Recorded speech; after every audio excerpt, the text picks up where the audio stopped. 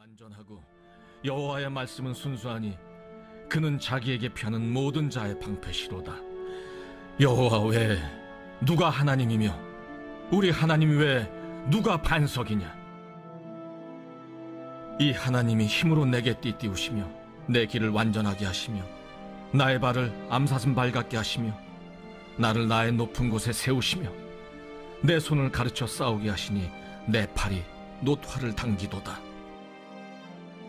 또 주께서 주의 구원하는 방패를 내게 주시며 주의 오른손이 나를 붙들고 주의 온유함이 나를 크게 하셨나이다. 내 걸음을 넓게 하셨고 나를 실족하지 않게 하셨나이다. 내가 내 원수를 뒤쫓아가리니 그들이 망하기 전에는 돌아서지 아니하리이다. 내가 그들을 쳐서 능히 일어나지 못하게 하리니 그들이 내 발 아래 엎드러지리이다. 주께서 나를 전쟁하게 하려고 능력으로 내게 띠띠우사 일어나 나를 치는 자들이 내게 굴복하게 하셨나이다.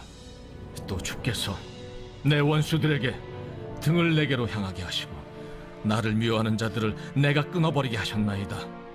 그들이 부르짖으나 구원할 자가 없었고 여호와께 부르짖어도 그들에게 대답하지 아니하셨나이다.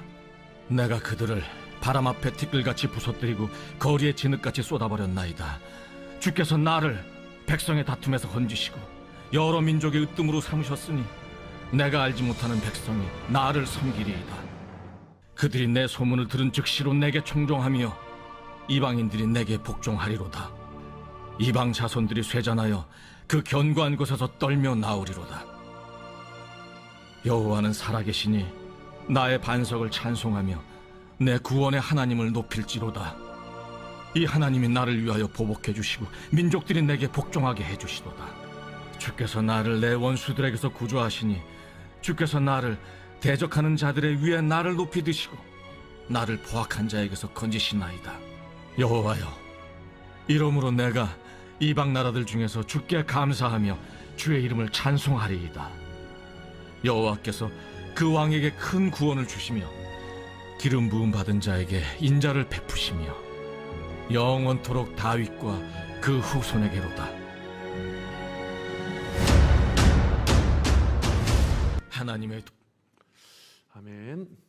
우리 옆 사람에게 좀 인사하겠습니다. 잘 오셨습니다. 잘 오셨습니다. 잘 오셨습니다.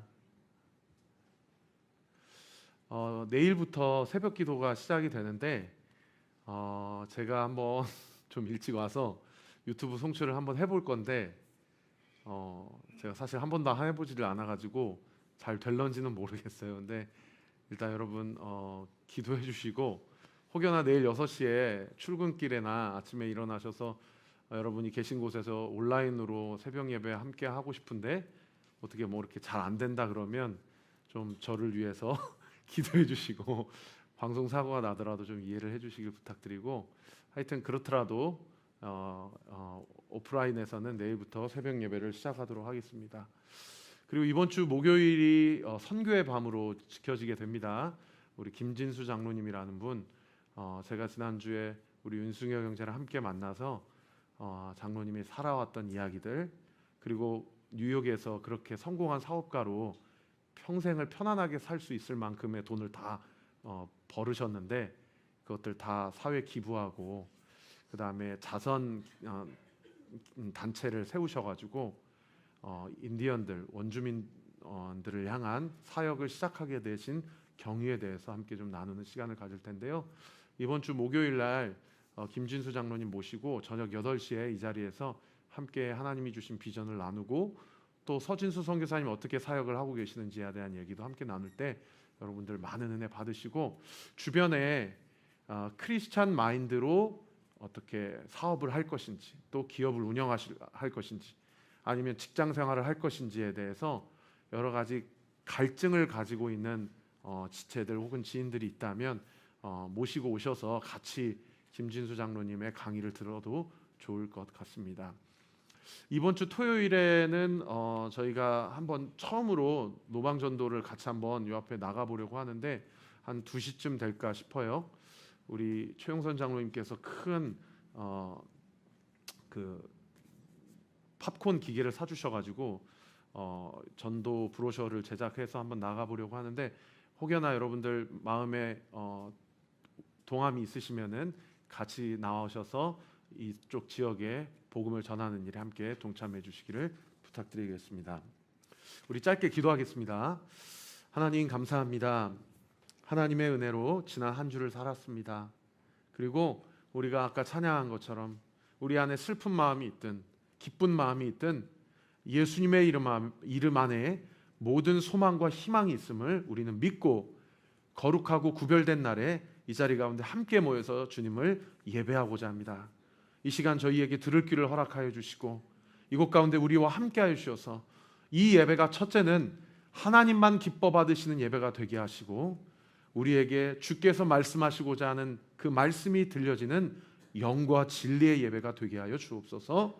오늘 이 자리 가운데 앉아 계신 분들, 또 오늘 온라인으로 예배 드리시는 분들, 또 오늘 잠옷실에서 예배 드리는 모든 성도님들 동일하게 함께하여 주시고 주님만 영광 받으시되 하나님의 은혜와 사랑이 넘치도록 부어지게 하여 주시옵소서. 감사드리고 살아계신 예수님의 이름으로 기도합니다. 아멘. 시편 18편은 여러분 성경을 많이 읽어보신 분들은 아시겠지만 사무엘하 22장과 같습니다. 사무엘하 22장은 다윗이 자신의 40년 통치 인생을 다 마무리하고 바로 그 다음 장 23장이 다윗의 유언장이거든요. 그러니까 사무엘하 22장은 어떻게 보면 다윗의 삶을 정리하고 하나님께서 자신의 인생을 여기까지 인도하신 것에 대한 자기 인생의 결론을 1절부터 50절까지로 한 구절 한 구절에 자신의 신앙 고백을 담아서 그렇게 기록한 본문이 사무엘하 22장이라고 보시면 되겠습니다. 그러면 이런 질문이 들 수 있겠죠. 목사님, 사무엘하 22장과 오늘 본문의 시편 18편의 차이점은 무엇입니까? 라는 아마 질문을 하실 수 있을 텐데요. 사무엘하 22장은 다윗 개인의 간증과 신앙 고백이라고 이해하시면 되겠고요. 시편 18편은 그 다윗의 개인의 간증과 신앙의 고백을 이런 자리, 이 공적 예배 자리잖아요. 이런 자리에서 찬양 인도자와 함께 예배를 드리는 회중들이 함께 주님께 찬양하는 가사로 재해석하여서 기록한 본문을 시편 18편이라고 그렇게 이해하시면 되겠습니다. 그래서 사무엘하 22장은 상당히 프라이빗한 고백이고요. 시편 18편은 같은 고백이지만 퍼블릭한 그런 고백이라고 이해를 하시면 되겠습니다. 오늘 시편 18편의 표제를 드라마 바이블에서는 30절부터 우리가 함께 읽었기 때문에 스킵을 하였는데요. 표제 한번 띄워주실래요? 시편 18편의 표제 1절 시작하기 이전에 굵은 글씨로 이렇게 써 있습니다. 같이 한번 읽어봅시다. 시작. 여호와의 종 다윗의 시, 인도자를 따라 부르는 노래. 여호와께서 다윗을 그 모든 원수들의 손에서와 사울의 손에서 건져주신 날에 다윗이 이 노랫말로 여호와께 아뢰어 이르되 라고 표제가 이렇게 돼 있어요. 여기 보시면은 세 가지 정보를 우리에게 가르쳐주고 있죠. 표제에서 첫 번째는 뭡니까? 저자가 누구인지를 가르쳐주고 있고요. 두 번째는 음악적 장르가 무엇인지를 가르쳐주고 있어요. 혼자 부르는 노래, 개인적 고백이 아니라 회중의 고백, 공동체의 신앙 고백이다. 그리고 세 번째는 이 고백이 쓰여지기까지의 이 저자의 백그라운드를 지금 우리에게 소개하고 있죠. 배부르고 등 따술 때 이 고백이 나왔습니까? 아니죠. 정말 코너에 몰렸을 때, 완전히 사방으로 우겨쌈을 당했을 때 다윗이 이 고백을 했다라는 것을 알 수가 있는 것입니다. 그래서 오늘 본문에 읽지는 않았지만 1절부터 보시면 여호와는 나의 힘이시오, 나의 산성이시오, 나의 방패이시오, 나의 피할 바위시오, 나의 구원의 뿌리시오, 나의 요새시오 라는 고백들이 거기서 다 나온 것이 다윗이 자신의 평생의 삶 가운데 어떨 때는 자신의 민족의 왕이 자기를 죽이려고, 여러분 옛날 같아서는 다 그냥 성읍마다 자기 얼굴을 그려가지고 현상금을 다 붙인 거예요. 그리고 그게 무서워서 이스라엘을 떠나서 자신의 철천지 원수국가인 블레셋이라는 나라에 도망갔을 때도 블레셋 왕 아기스가 자기를 죽이려고 하니까 자기 몸을 문턱에다가 긁습니다. 그리고 침을 질질 흘리면서 미친 채 하죠. 그런 참담한 인생을 살아왔던 삶이 바로 다윗의 삶이었던 거예요. 그런 과정 가운데 어떨 때에는 요새로 자기를 지켜주시고, 어떨 때는 산성으로 자기를 지켜주시고, 어떨 때는 나를 향해 날아오는 화살을 방패로 지켜주시고요. 그럼 어떻게 되겠어요? 그 방패로 자기 목숨을 건진 거잖아요. 그러니까 여호와는 나의 방패시다라는 이 고백이 어떤 사실은 은유적인 혹은 뭐 책상에서 그럴싸한 고백으로 나온 신앙 고백이 아니에요. 정말 옆 사람이 죽어가는 그 전쟁터 한복판에서 하나님이 나에게 어떤 하나님인지를 고백한 그런 고백이라고 볼 수가 있는 것이죠. 저는 어떨까요? 여러분은 어떻습니까? 여러분의 인생이 지금까지의 삶이 어떤 분은 20년, 30년, 40년, 50년, 60년 각자의 삶 가운데 하나님이 나를 지금까지 어떻게 지켜주셨고, 어떻게 나를 인도하셨고, 어떻게 나와 함께 하셨는지를 이런 신앙 고백으로 하나님 앞에 고백한다고 하면 여호와는 나의 무엇이라고 여러분 고백하실 수 있겠어요? 저도 평생 한번 설교 말씀을 준비하면서 생각해 보니까 제 인생의 첫 번째 고난이 중학교 2학년 때였던 것 같아요. 저희 어머니 아버지가 신앙 문제로 크게 다투셔가지고 저희 어머니가 이제는 더 이상 못 살겠다 그래가지고 기도원으로 들어가셨어요. 어디 기도원으로 가셨는지도 말도 안 하시고 그냥 금식하다가 하나님의 부르심을 받겠다 하고 그냥 집을 나가셨습니다. 그날 제가 저도 왜 그랬는지 모르겠는데 제가 옷을 위에부터 밑에까지 다 어머니 옷으로 다 갈아입었다고 그래요. 그리고 어머니 베개에 그날 밤에 잠에 들었다고 합니다. 저희 아버님이 너무 화가 많이 났는데 그때는 하여튼 그러셨어요. 저희 부모님이 신앙적인 문제로 갈등이 너무 심하셔서. 근데 나중에 저희 아버님이 저한테 그 얘기 하시더라고요. 어머니 네 엄마 옷으로 갈아입고 네 엄마 베개에서 울면서 잠을 잤던 네 모습 보고 내 마음이 녹아져서 그날 밤에 전국에 있는 기도원에 다 전화를 하신 거예요. 저희 아버지가. 그래가지고 모처에 있는 기도원에서 등록되어 있는 저희 어머니 이름을 보시고 그 다음 날에 어머니 데리러 가려고 하셨다고 하더라고요. 그게 기억이 납니다. 중학교 2학년 때 기억. 처음으로 우리 어머니가 이렇게 죽을 수도 있겠구나라고 생각했던 그 시점이었어요. 두 번째는 상경하고 처음으로 숭실대 입학해가지고 앞에서 자취할 때 돈이 없으니까 그냥 고시원에 들어갔거든요. 고시원에 들어가서 부모님 반대로 이제 CCM과에 입학을 했기 때문에 이 밥값이며 교통비며 학비며 이런 게 전혀 없는 상황이었습니다. 그야말로 그냥 보따리 하나 가지고 상경을 한 거죠. 2002년에 그때 상경해가지고 공부할 때 처음에는 미니스톱 알바로 시작했다가 이 주중에 연습을 도저히 할 수가 없어가지고 노가대를 뛰었던 기억이 납니다. 그 당시에 월요일부터 금요일까지 열심히 공부를 하고 토요일 날 하루 노가대 뛰어서 제 기억으로 7만 원 받았던 것 같아요. 하루 일당이. 거기서 이제 5천 원을 인력공사에서 가져가고 나머지 6만 5천 원으로 그 다음 또 한 주를 살았던 기억들. 그래도 음악 공부하고 찬양 공부하고 연습하는 게 그 당시가 정말 행복했습니다. 그리고 저희 학교 그 당시에 대한민국에 CCM과 저희 학교밖에 없었거든요. 그래서 제가 중학교 고등학교 때 너무 많이 늘어지게 들었던 그 테이프의 주인공들이 다 저희 학교 교수님들이셨어요. 그래가지고 그게 너무 행복해서 그렇게 학창 시절을 보냈던 기억이 납니다. 그런 과정 가운데서도 아버지하고 관계가 틀어져가지고 아버님이 너 이제 내 아들 아니다라고 해서 이제 사실상 연락도 자주 안 드리고 관계도 끊어졌다가 정말 오랜만에 저희 어머니한테 연락이 와서 아버지가 대장암 판정을 받았다. 아버지를 위해서 기도해야 된다라고 해서 그날 처음으로 자취방 앞에 있는 그 상도중앙교회라는 그 숭실대 앞에 있는 통합주 교회에 새벽 기도에 나가서 하나님 앞에 무릎 꿇고 기도했던 기억이 납니다. 그리고 또 기억나는 게 뭐냐면 요거는 한 최근인데 한 2년 전에 건강검진을 받다가 심장에 이상이 있다는 소견을 듣고 아산병원에 가가지고 정밀검사를 받는데 선천성 심장 판막증 진단을 받아가지고 심장과 관련된 여러 가지 안 좋은 음식들이라든지 또 반드시 해야 될 운동들 이런 것들을 안내받으면서 평생 주기적으로 검사를 받고 체크를 받아야 된다 라고 의사 선생님한테 얘기를 들었을 때 앞이 캄캄하더라고요.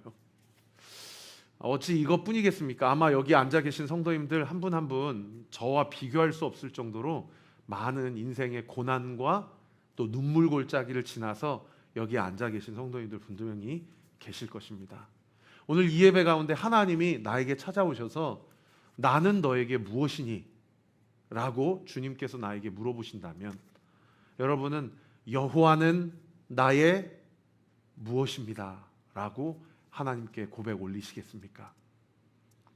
여러분의 삶의 고백이 그냥 얼렁뚱땅한 고백도 아니고 어떤 이상적인 고백도 아니고 어떤 두루뭉실한 고백이 아니라 여러분의 실존적인 삶의 현장 가운데서 하나님이 나의 삶을 어떻게 이루게 하셨고 인도하셨고 또 나와 함께 하셨는지를 생생하게 고백하고 그 예배의 그 깊이, 그 주님과의 간절한 고백을 통하여서 나와 하나님과의 관계가 깊어지는 것뿐만 아니라 나보다 더 눈물 골짜기를 지나가고 있는 어떤 누군가에게 나의 삶의 간증이 살아계신 하나님을 증거하는 삶의 신앙의 통로가 되시기를 우리 구주 예수 그리스도의 이름으로 축원합니다.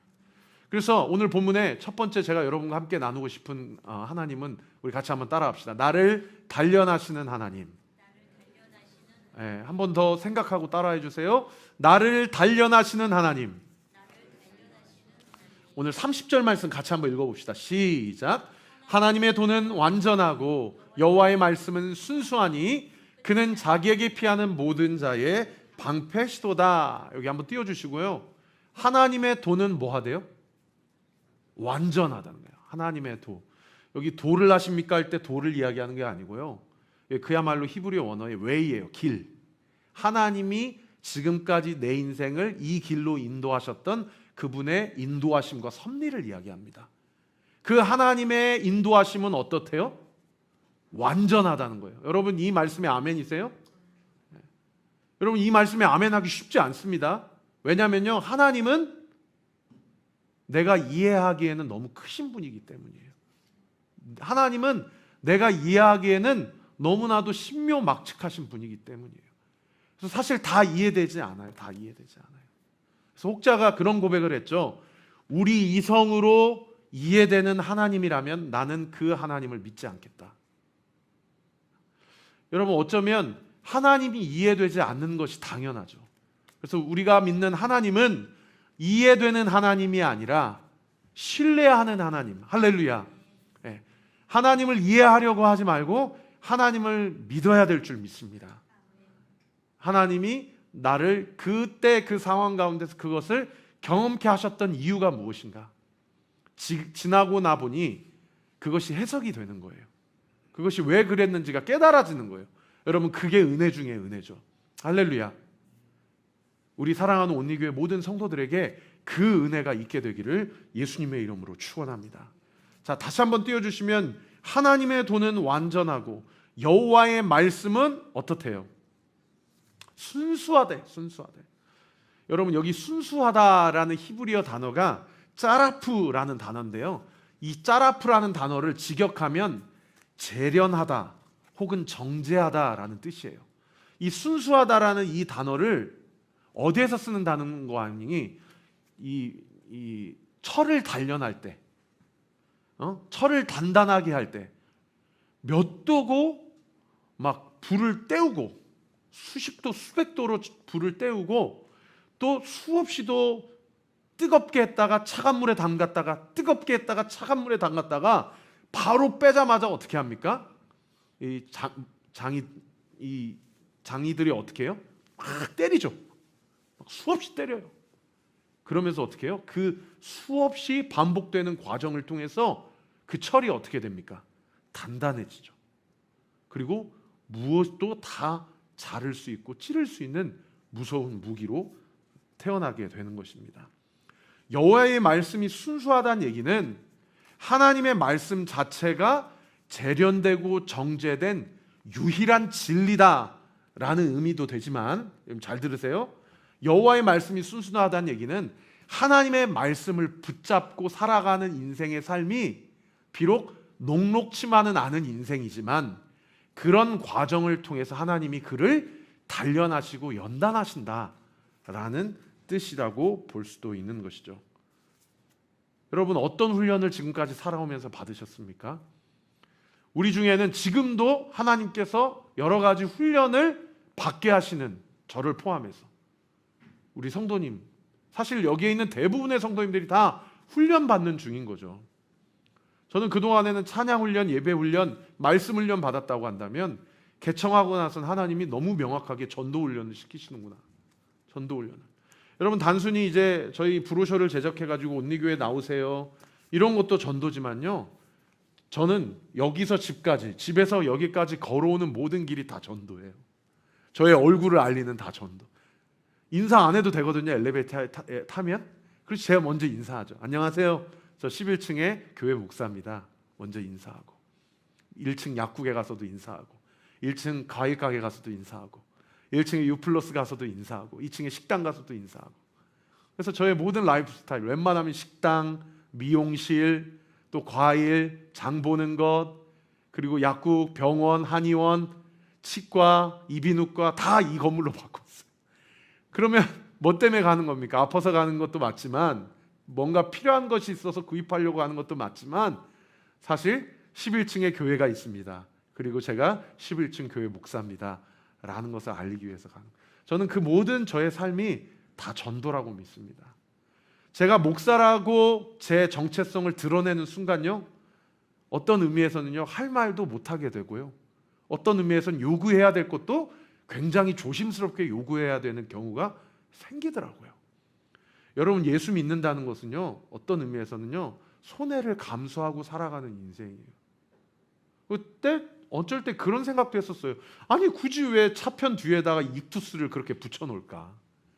아니, 왜 굳이 사는 집 앞에다가 내가 크리스찬임을 드러내는 명패를 붙여놓을까? 그러니까 그렇게 익투스를 붙여놓고 말씀을 붙여놓는 차들이 막 끼어들거나 신호 위반을 하면 다 누구를 욕합니까? 다 교회를 욕하잖아요. 여러분, 우리가 그리스도인이라는 사실은요, 이 세상의 방법과 다른 삶을 살겠다라는 자신의 결연한 믿음의 의지이자 표현이에요. 예수 믿는 것으로 많이 손해를 보십시오. 예수 믿는 것으로요, 하실 수 있으면 고통을 자처하십시오.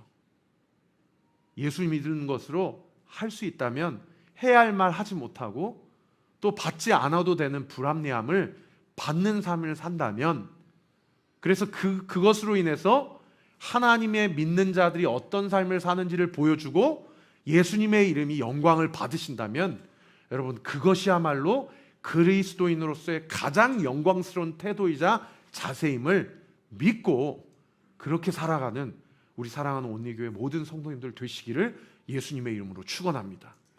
저도 제가 인격이나 성품이 돼서 그렇게 살아가는 게 아니더라고요.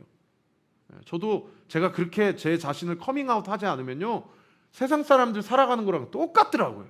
똑같이 누군가 내 앞에서 끼어들면 창문 내려가지고 욕하고, 똑같이 내가 목사임을 드러내지 않으면 미용실 갔다가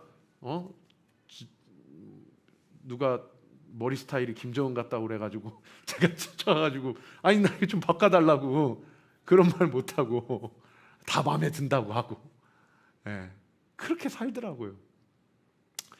여러분의 삶이 예수 믿는 것으로 하나님의 영광을 드러내고, 물론 모든 것들을 다 그냥 손해보고 살라라는 얘기는 아니에요. 예수 믿는 것으로 인해서 감당하고 감수해야 될 것이 있다는 얘기입니다. 그것이 불편함이나 원망이 아니라 기쁨과 감사함으로 그리스도인의 됨을 세상 앞에서 당당하게 드러내는 저와 우리 모든 온리교회 성도님들 되시기를 우리 구주 예수 그리스도의 이름으로 축원합니다. 우리 35절에요, 다윗이 이런 고백을 합니다. 우리 같이 한번 읽어봅시다. 시작. 또 주께서 주의 구원하는 방패를 내게 주시며 주의 오른손이 나를 붙들고 주의 온유함이 나를 크게 하셨나이다. 여기 주께서 주의 구원하는 방패를 나에게 주셨다. 주의 오른손 하면 뭐가 생각나세요? 하나님의 능력이 생각나죠. 그 하나님의 능력이 나를 붙잡고 그 주님의 온유하심이 나를 크게 하셨다. 그래서 이 35절을 새번역 성경에서는 이렇게 번역을 하고 있어요. 제가 한번 읽어드리겠습니다. 주님께서는 나를 지키는 방패를 나의 손에 들려주셨고 주님께서는 오른손으로 나를 강하게 붙들어 주셨습니다. 주님께서 이토록 보살펴 주시니 나는 큰 승리를 거두게 될 것입니다. 사랑하는 성도 여러분, 하나님이 우리를 연단하셔서 단련하시는 이유는요, 한번 고생 좀 해봐라, 눈물 골짜기를 한번 지나가 봐라 라고 하나님이 우리를 골탕 먹이려고 하시는 것이 아니라 오늘 35절의 말씀처럼 나로 하여금 영적인 승리를 얻게 하시기 위해서 우리를 훈련시키고 있다는 사실을 믿고 하나님 앞에 제대로 훈련 받으시기를 예수님의 이름으로 축원합니다. 그런가 하면 두 번째는 하나님은 어떤 하나님이라고 하십니까? 우리 같이 한번 따라합시다. 나를 역전하게 하시는 하나님. 네. 우리를 역전시키신다는 거예요. 우리를 단련시키시기도 하지만 역전시킨대요. 하나님이 우리를 역전시키시는데 어떻게 역전하시는가? 그동안에는 다윗을 죽이려고 하는 원수들이 다윗이 어디 있는지 현상금을 걸고 어떻게든 잡아 죽이려고 그렇게 모든 모력과 술수를 다 쓰지만은요, 이제는 역전시키실 때 어떻게 하신대요? 37절 같이 한번 읽어봅시다. 시작. 내가 내 원수를 뒤쫓아가리니 그들이 망하기 전에는 돌아서지 아니하리이다. 원수가 나를 뒤쫓아왔는데 이제는 완전히 역전되어서 어떻게 됐어요? 내가 원수를 뒤쫓아가요. 그리고 38절에도 보세요. 한번 띄워주세요. 시작. 내가 그들을 쳐서 능히 일어나지 못하게 하리니 그들이 내 발 아래 엎드려지리이다.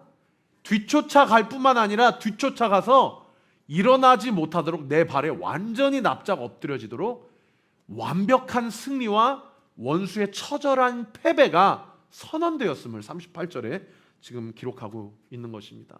심지어 42절에는 자신들의 원수를 뭐라고까지 표현하는 거 아니? 티끌, 다른 번역 성경에 먼지, 그리고 진흙같이 쏟아버렸다. 흙먼지처럼 완전히 패배하게 하시고 납작 엎드리게 하시고 좌절하게 하시고 완전히 실패하게 하셨다라고 고백을 하고 있습니다.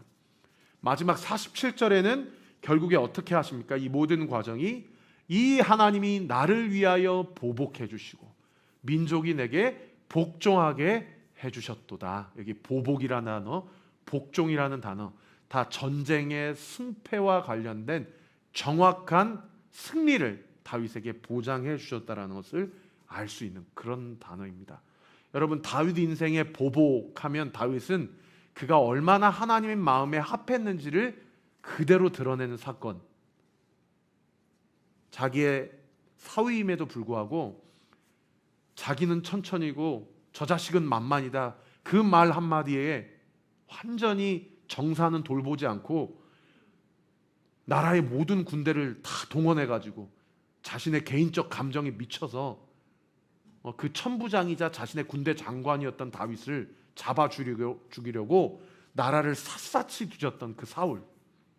그럼에도 불구하고 사울이요, 하나님이 2번이나 사울을 죽일 수 있는 그 정말 절호의 기회를 허락해 주셨음에도 불구하고 사울이 그때마다 옷깃을 자르거나 아니면 물병만 가지고 나와서 사울의 군대 장관이었던, 지금으로 얘기하는 청와대 경호실장이었던 아브넬만 경호가 이렇게 허술해서 되겠냐고, 이렇게 나무라고, 하나님이 기름 부음 받은 자이기 때문에 내가 그를 내 손에 피를 묻힐 수 없다라고 해서 보복하지 않았죠. 그 사울과 그 집안을 누가 보복하시고 그 원수를 갚아주셨습니까? 하나님께서. 사무엘하 24장에 블레셋과의 길보아 전투를 통해서 사실상 사울 왕과 그 집안을 멸문지화 당하게 하시는 하나님이 하나님의 방법대로 하나님의 때에 그렇게 보복하시고 그 억울함을 신원해 주시는 인생이 바로 다윗의 인생이었다라는 것입니다.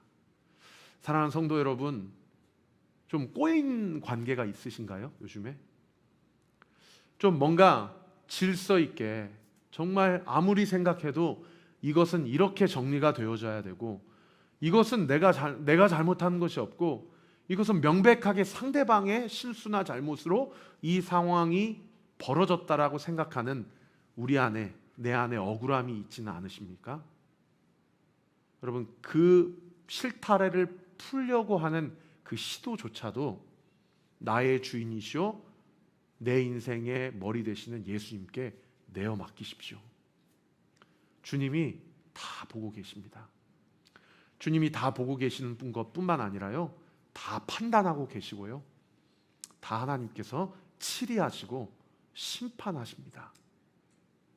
물론 말이 이렇게 쉽죠. 그 보복하시는 순간까지 다윗은요, 자그마치 정확하게는 모르지만 10년이 넘는 세월을 도망자 인생을 살아요. 헤렛 그 스풀가에, 아둘람 굴에서, 광야에서, 그 우리도 가보지 않았던 그 팔레스타인 중동 지방의 사막과 광야에서 10수년을 정말 먹지도 못하고 마시지도 못하고 미친 척하면서 참담한 인생을 살았던 삶이 바로 다윗의 삶이었습니다. 그러나 끝까지 하나님께서 이 모든 상황을 지키시고 심판하시고 신원해 주신다라는 믿음 가지고, 그 기간들 믿음 가지고 잘 채웠을 때예요, 하나님이 성경에서 유일하게 이는 하나님의 마음에 합한 자라고 평가받는 사람이 다윗이었다라는 것. 그러한 평가, 그러한 은혜가 우리 사랑하는 온리교회 모든 성도들에게 있게 되기를 우리 구주 예수 그리스도의 이름으로 축원합니다. 말씀을 정리하겠습니다. 여호와의 도는 완전하다. 그리고 여호와의 말씀은 순수하다. 하나님의 인도하심은 완전함을 믿으십니까? 아멘, 아멘. 여러분, 온리교회가, 또 저도 제 목회와 사역이 여기까지 온 것은 저의 결정이 아니었고, 여러분의 저를 향한 격려나 권면도 아니었고요, 철저히 하나님의 길, 하나님의 인도하심은 여기까지 완전하셨음을 믿으시기를 예수님의 이름으로 축원합니다. 그러므로 우리 교회를 여기까지 인도하신 하나님께서 앞으로도 우리 교회와 또 우리 사랑하는 성도들의 가정과 또 이 나라와 이 민족과 주님께서 함께하여 주시고 완전한 길로 우리를 인도해 주신다는 사실을 믿으시기를 예수님의 이름으로 축원합니다. 그런데 그 완전한 길 가운데 뭐가 있어요? 평탄하고 다 갖춰진 길이 아니고요, 눈물 골짜기가 있어요. 역경과 연단과 훈련의 기간이 있다라는 거예요. 그 기간을 통해서 하나님이 우리를 단련하시고 연단시키시고, 어떨 때는요 코너에 몰리세요. 와, 어떻게 상황이 여기까지 왔나, 이렇게까지 비참해져야 되는가, 얼마나 더 나를 부인해야 되는가, 얼마나 더 내가 고생해야 되는가.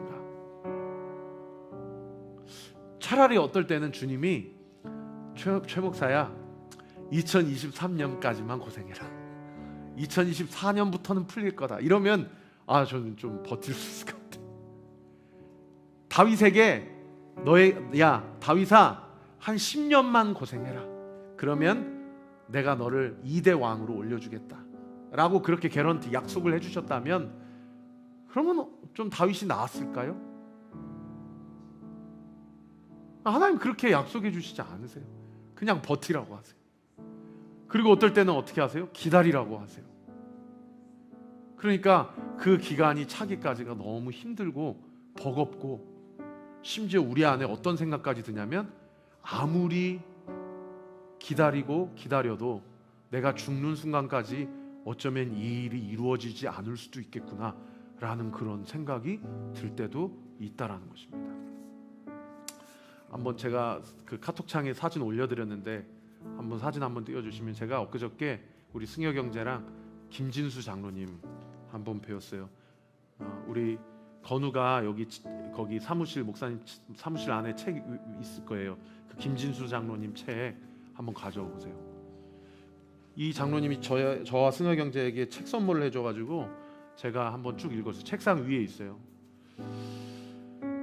아마 책을 쭉 읽어보니까요, 야, 이분이 엄청 고생을 많이 하셨더라고요. 이분이 고향이 어디냐면요, 강원도 삼척이에요. 완전 꼴짜기 중에 꼴짜기. 집안이 너무 가난해가지고, 집안이 너무 가난해서 내가 뭘 먹고 살 수 있을까, 이런 생각이 들었다고 그래요. 이 선악 영향력이라는 책을 제가 읽으면서 참 많이 울었는데요. 자기 사형제인데 자기 첫째 형은 알코올 중독으로 40대 때 하나님 데려가셨고요.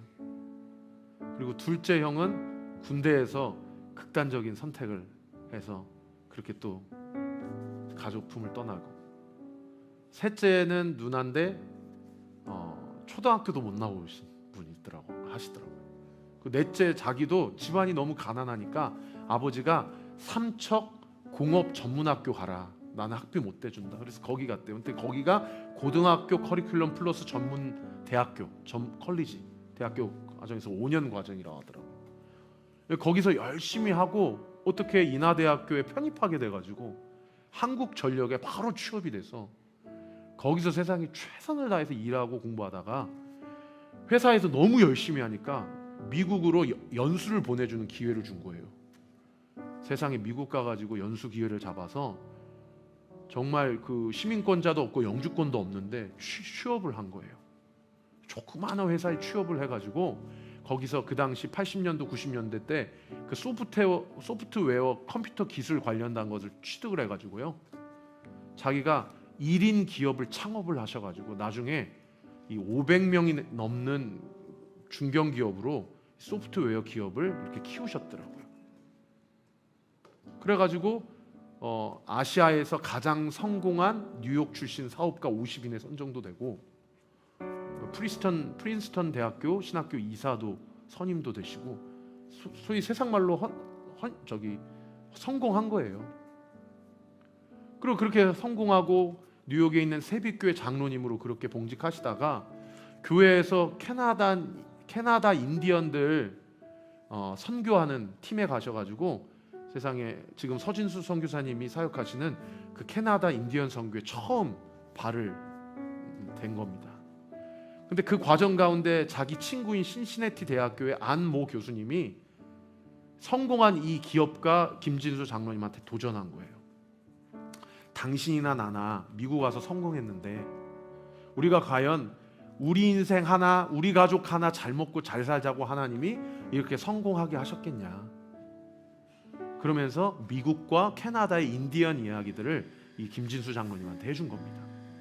근데 저도 엊그저께 그 장로님께 들었는데요, 미국의 인디언들, 캐나다 인디언들은 이 미국 사람들이 전해준 복음 안 믿는다고 합니다. 왜냐하면 미국 사람들이 자신의 선조들을 다 죽였어요. 그리고 자신의 집들을 다 불태워버렸고요, 자신의 여동생, 자신의 딸들을 다 몹쓸 짓을 해버렸던 그런 백인들이기 때문에 백인들이 믿는 예수님 안 믿어요. 그런데 그 안모 교수님이 이 김진수 장로님에게 우리가 이 북미에 와서 성공한 것은 하나님이 우리를 통해서 복음 전도하게 하시려고 성공하시게 한 것이 아니겠느냐라고 하면서 에스더 말씀을 떠올리게 하셨다라고 하더라고요. 네가 왕후가 된 것은 이때를 위함이 아닌 줄 아느냐. 그 말씀을 떠올리게 하시면서 캐나다 선교의 어떤 길이 열리게 되고, 거기에서 톤이라는 추장을 만나게 돼요. 톤이라는 추장을. 이 톤이라는 추장하고 만나서 여러 가지 관계를 맺게 되다가 이 추장이 이 김진주 장로님한테 한 가지 제안을 합니다. 장로님, 제가 너무 힘듭니다. 저희 종족이 너무 힘듭니다. 뭐가 힘드냐 했더니 자기 종족이 먹고 사는 유일한 농업이 뭐냐면 송이버섯을 재배해가지고 이 캐나다인들에게 팔아가지고 그 이문으로 산다는 거예요. 근데 처음에 몰랐대요. 나중에 알고 보니까 세상에 이 캐나다인들이 이 송이버섯을 사가는 그 돈이 일반 그 시장에서 거래되는 돈과 이게 비교가 안 되는 거예요. 완전히 거의 진짜 사기 수준의 돈을 주고 그렇게 사간 거예요. 그러니까 이것 좀 도와달라고 그분한테 얘기를 하더라고요. 그때 마침 김진수 장로님이 자기 기업을 처분을 해야 되나 말아야 되나로 고민을 하고 계시다가 이분이 하나님께 기도하고 자기 회사를 다른 더 큰 대기업에 정말 높은 가격에 처분을 하고 자선 단체를 세웁니다. 그리고 인디언 선교에 뛰어들게 돼요. 그 과정 가운데 말로 다 할 수 없는 이야기들, 에피소드들이 이 책에 다 기록이 돼 있더라고요. 여러분, 이번 주 목요일 날 특별히 사회 직장 생활하면서 혹은 사업하면서 정말 크리스찬 마인드로 어떻게 직장 생활과 사업을 해야 될지에 고민하고 있는 지인들이 있다면 이번 주 목요일 날 꼭 김진수 장로님 만날 수 있도록 데려와 주세요. 제가 그냥 처음부터 얘기했어요. 장로님, 저희 주중에 많이 못 모입니다. 왜냐하면 저희 아직 로컬 처치가 아닙니다. 다 서울에 사십니다. 그랬더니 장로님은 상관없다고, 정말 하나님이 만나게 하시는 두세 사람만 있으면 나 온리교회 가겠다고. 그래서 만약에 목요일 날 사람들이 적으면 저희 세미나실에서 할 거예요. 여러분, 좀 기도하시고 김진수 장로님이 어떻게 이 사역을 시작했는지, 그리고 서진수 선교사님이 지금 어떤 사역을 하고 있는지, 두 분이 긱섬이라는 회사를 설립하고 지금 캐나다 인디언들을 향해 어떤 마음으로 가고자 하는지 좀 여러분 기도해 주시고 함께 동참해 주시길 바라겠어요. 자기가 이 500명이나 이 회사를, 직원들이 500명이나 되는 이 회사를 키웠을 때에 이것을 팔 것인가 말 것인가 할 때 하나님이 강력하게 부르셨던 그 부르심이 뭐였는가 하니, 그 톤이라는 추장이 자기에게 그 얘기를 하더래요. 장로님, 저희 종족 자살률이 너무 높습니다. 저희 종족 알코올 중독이 너무 심합니다. 저희 종족 너무나도 미개하고 기초 교육도 못 받았습니다. 저희 좀 도와주세요. 근데 세상에 하나님이 그 순간, 야, 내가 왜 너를 이들에게 보냈는지 알겠지? 라는 음성을 들려주셨다고 해요. 왜요? 자기 큰 형님이 알코올 중독으로 일찍 세상을 떠났고, 자기 둘째 형님이 극단적인 선택을 했고, 자기 셋째 누나가 초등학교도 못 나와가지고, 하나님이 뉴저지, 뉴욕은 완전 동쪽이고요. 지금 긱섬이라는 이 캐나다 원주민들은 어디에 있냐면 알래스카 바로 밑에 있거든요. 완전 서쪽이에요. 그러니까 굳이 동쪽에도 퀘벡주만 가도 원주민들이 있는데 내가 꼭 이들을 섬겨야 되겠습니까? 라고 했을 때 하나님이 너다 라고 하시면서 부르신 그 하나님의 부르심 따라서 지난 7년을 여기까지 왔다고 그러더라고요. 그때 제가 준비한 신명기 8장 말씀 한번 띄워주시겠어요? 이 장로님이 이 말씀을 읽으면서 펑펑 우셨다고 합니다. 우리 11절부터 18절까지 좀 길지만 이 말씀 읽고 우리 함께 찬양하겠습니다. 11절부터 같이 읽습니다. 시작. 내가 오늘 내게 명하는 여호와의 명령과 법도와 규례를 지키지 아니하고 내 하나님 여호와를 잊어버리지 않도록 삼갈지어다. 내가 먹어서 배부르고 아름다운 집을 짓고 거주하게 되며 또 내 소와 양이 번성하며 내 은김이 증식되며 내 소유가 다 풍부하게 될 때에 내 마음이 교만하여 내 하나님 여호와를 잊어버릴까 염려하노라. 여호와는 너를 애굽 땅 종되었던 집에서 이끌어내시고 너를 인도하여 그 광대하고 위험한 광야 곧 불뱀과 전갈이 있고 물이 없는 간조한 땅을 지나게 하셨으며 또 너를 위하여 단단한 반석에서 물을 내셨으며 내 조상들도 알지 못하던 만나를 광야에서 내게 먹이셨나니 이는 다 너를 낮추시며 너를 시험하사 마침내 내게 복을 주려 하심이었느니라. 그러나 네가 마음에 이르기를 내 능력과 내 손의 힘으로 내가 이 재물을 얻었다 말할 것이다. 네 하나님 여호와를 기억하라. 그가 내게 재물 얻을 능력을 주셨음이라. 이같이 하심은 내 조상들에게 맹세하신 언약을 오늘과 같이 이루려 하심이니라. 아멘. 우리 김진수 장로님이 이 말씀을 읽으시면서 펑펑 우시고 자기를 왜 북미에서 성공한 사업가로 자기 인생을 여기까지 인도하셨는지에 대한 하나님의 분명한 메시지를 이 말씀을 통해 해답을 찾고 자기 회사 정리하고 인디언들을 향해 나아가서 그냥 뭐 1년에 한두 번 가는 정도가 아닙니다. 아예 거기에 집을 짓고요. 거기에서 사셔요. 그리고 서진수 선교사님이랑 같이 우리 인디언들이랑 같이 고사리도 캐고 송이버섯도 캐고 하면서 그들에게 복음을 전하는 삶을 지금 살고 계십니다. 사랑하는 성도 여러분,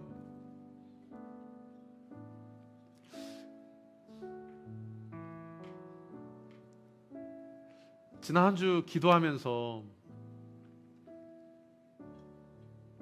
공간이 없었을 때 지난 1년이 참 행복했다라는 생각이 들더라고요. 오늘 이 말씀을 준비하면서 내가 공간이 준비되어졌다고, 어느 정도 교회가 이렇게 운영이 된다고 절대 마음에 기름이 끼면 안 되겠구나 라는 생각을 하게 되었습니다. 여러분의 삶이 이제는 어느 정도 자리를 잡아가는구나 라고 생각이 된다면, 어쩌면 오늘 신명기 8장 18절의 말씀, 너 여호와 하나님을 기억하라 라고 하신 그 말씀, 그가 너에게 재물을 얻을 능력을 주었느니라 라고 하신 그 말씀, 이 말씀이 풍족함 가운데 있는 우리 성도님들이 있다면 여호와 하나님을 기억하게 하는 말씀이 되고, 연단 가운데 있는 성도님들이 있다면 이 말씀이 그 연단과 눈물의 골짜기의 기간을 넉넉하게 이겨내는 능력과 응원의 하나님의 메시지가 되기를 우리 구주 예수 그리스도의 이름으로 축원합니다.